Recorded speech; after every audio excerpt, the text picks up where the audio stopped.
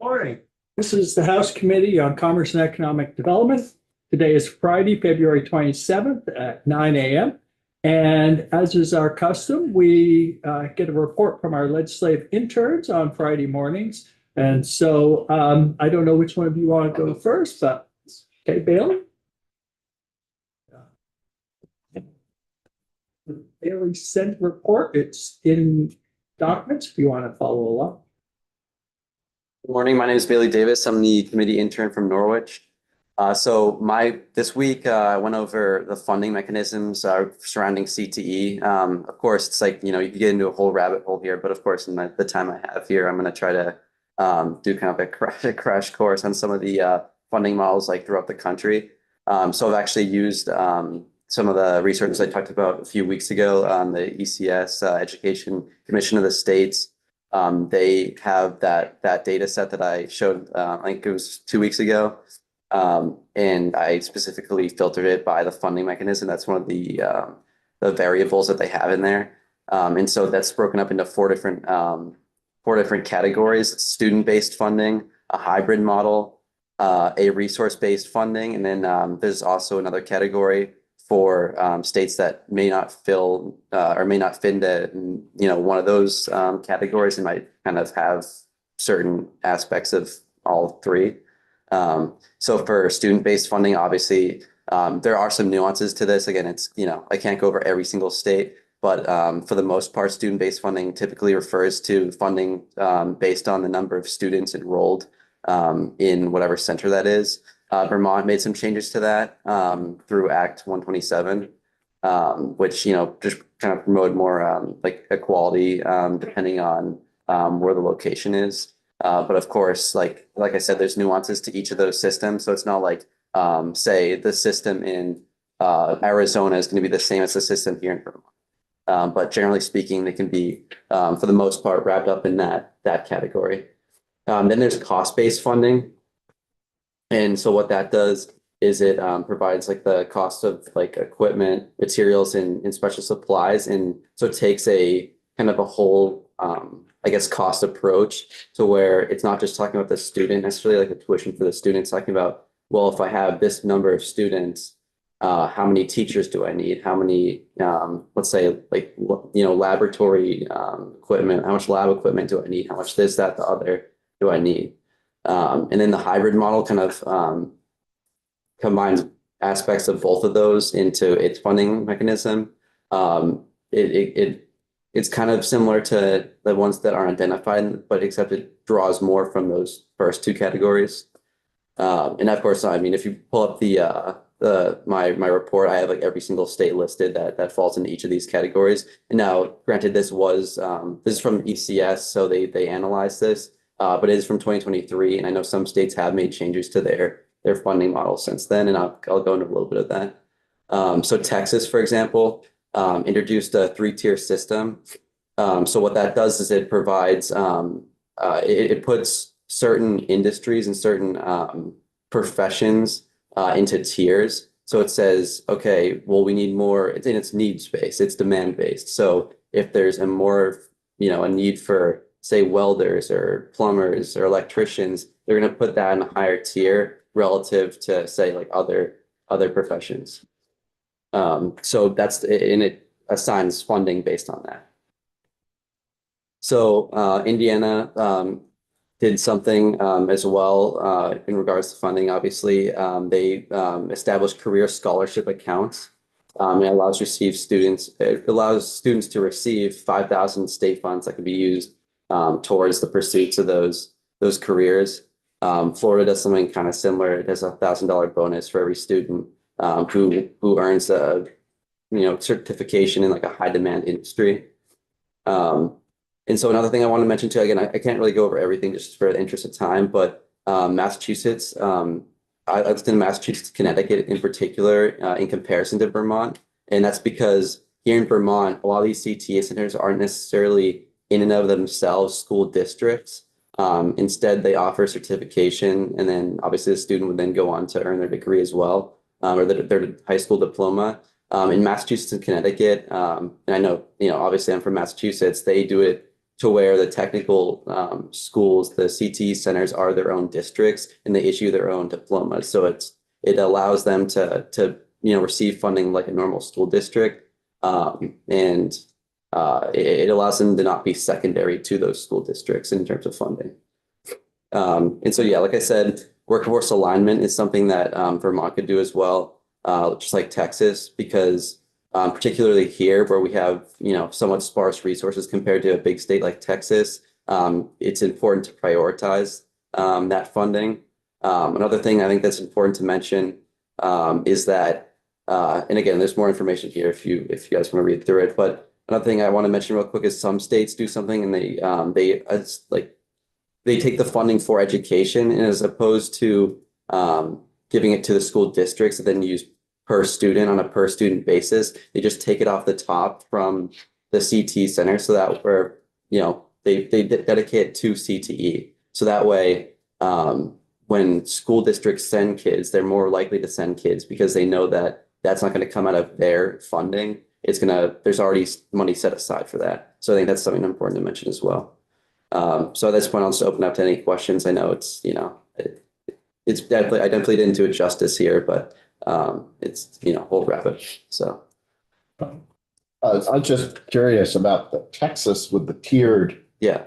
Did you get any sense as to what metric, how do they determine what a high demand job is versus a low demand job? I'm not sure exactly. I can look into it more. I'm pretty sure it's they take like job reports and stuff like that. So like people who are, who want to hire, but it's not because it's because they just can't find the people essentially. So I'm pretty sure they use job reports. I think I read that while I was looking into this. Okay. They use the job reports. Thanks. Appreciate it. Questions? Great. Thank you. Thank you.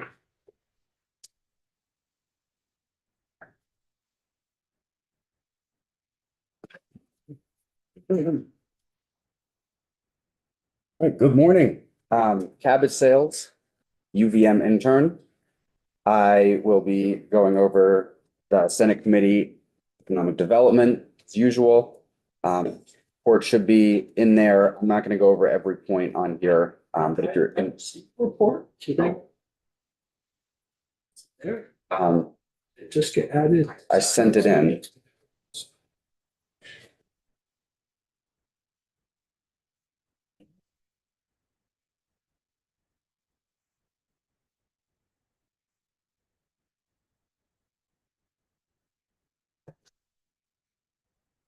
I'd like to follow along. Yeah, sure. Have any team. I could also try and join if it's not up there and. Okay.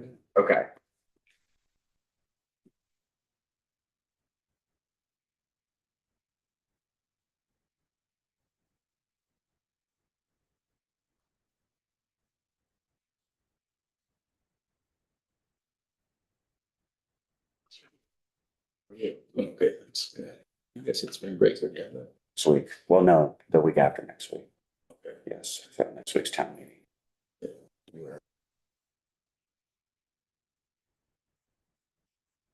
Hello? I just really want my job. The legislatures makes me talk with witnesses. Documents are not there.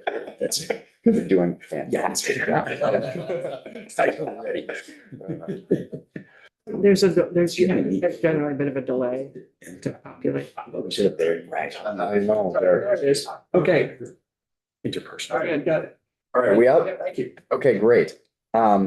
Yes, Cabot Sales, UVM intern. We're going to be going over the Senate Economic Development, starting with S 328, which is their act relating to housing.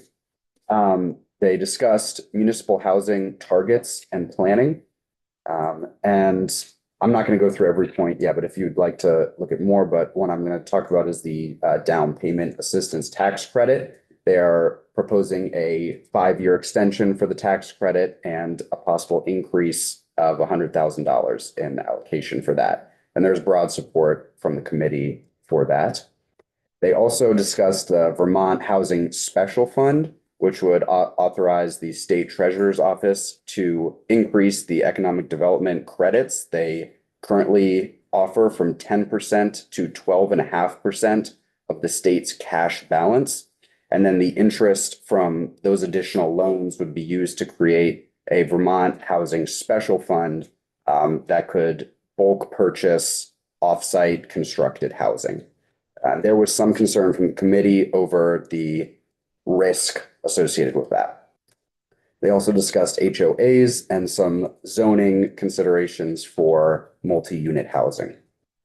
And moving on to S327, Act relating to economic development, downtown village and village center tax credits. There's very broad support for that, but just some specific considerations of moving it from 3 million to 5 million. There was broad attitude in the committee of let's be very aware of how much we're actually allocating, how much we're spending, and understanding what that is in aggregate before making any final decisions.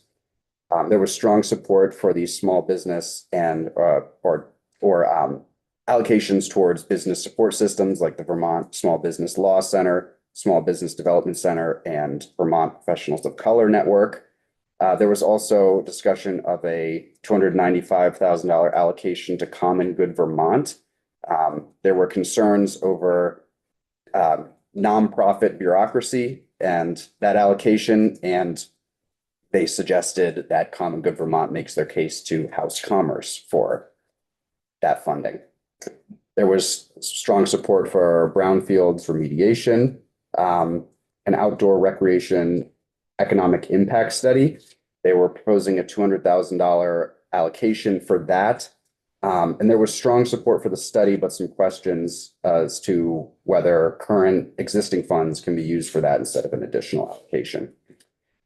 Creating a culinary education task force, strong support for that as well, now that NECI is no longer around.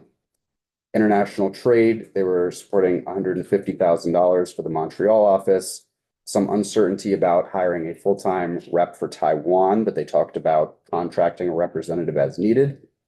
They are supporting the repeal of the sunset veggie, and they will not be supporting enhanced veggie incentives for employee-owned businesses because that would require upfront capital rather than a post-performance incentive. And they also will be extending or are proposing to extend the Convention Center Task Force through the end of the year and looking to add a representative from UVM.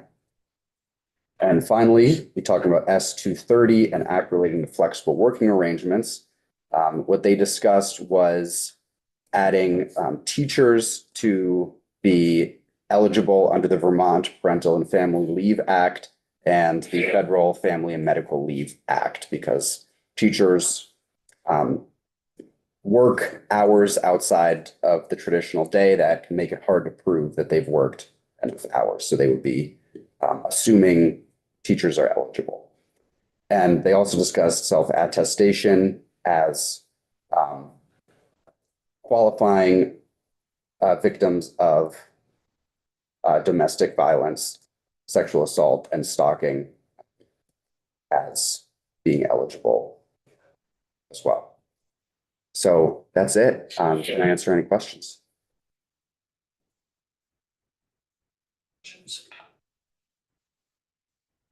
On the outdoor recreation economic impact study. Yeah. Was that, was the committee fully like, that's a great idea, or was anyone thinking we have outdoor rec economic impact studies already? Do we need more? Yeah, I think that question was really, do we need to allocate more money there? The reason they were so supportive is just because of hearing how impactful economic or the outdoor recreation is. They heard some testimony on that earlier, and I think we really want to focus on that because we're looking for any way to really push economic development through anything. But yeah, there's, the additional funding request is a question. Questions? Oh, thank you. Thanks for your report. So you both know, but just want to state it up, for the record that the legislature's off next week. So we won't be you next Friday. And Bailey's also off this week. And then Cabot's off the following week, so we probably have to Cabot for a couple of weeks. But hope you have a good break from us and from school for Bailey. And thanks for everything you do. Thank you. So, committee. Any reports from your shadowed committees? Not from my committees. Neither one. I got nothing. It's all about regulation stuff. Yeah, my committees were working on their budget. I asked about workforce management for corrections and institutions, and apparently they reclassified a couple upper level jobs, but beyond that, there wasn't anything of import to us. Okay. Well, very good. So just so the committee knows, we have floor at 9:30, and then after the floor, we'll come back here where we'll be receiving more testimony on H211, the data broker and information bill, and then we'll do that before lunch. And then this afternoon, we'll be doing H385, and acting remedies and protections for victims of coerced debt. We'll be receiving more testimony, and the hope is that we will reach a place where we can mark it up, possibly vote it out this afternoon. So that's what our afternoon currently looks like. And let's have a great last day before we are off to